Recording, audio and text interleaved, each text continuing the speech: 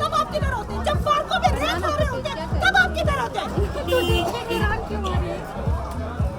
ये खोले रास्ता, ये खोले, खोले इस रास्ते को, खोले।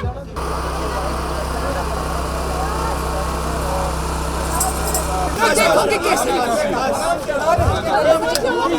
तुमने कैसे मारा लोगों को?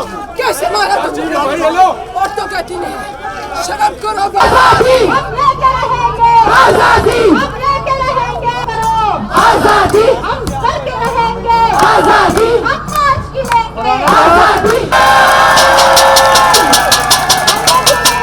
आजादी बुल्ला तू सुन ले, आजादी ऐसी तू सुन ले, आजादी तू सुन ले, आजादी कर्नल तू सुन ले, आजादी हम छीन के लेंगे, आजादी आजादी और मेरे मुहाफिज, आजादी जो तुम कहते हो, आजादी क्यों रात को आजादी तू सुन ले, आजादी वो नीर को सुन ले, आजादी हम लेके रहेंगे,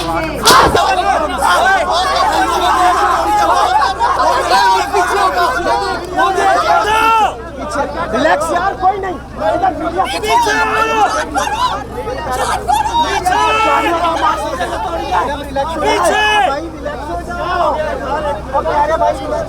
बस ये करो यार ना करो यार।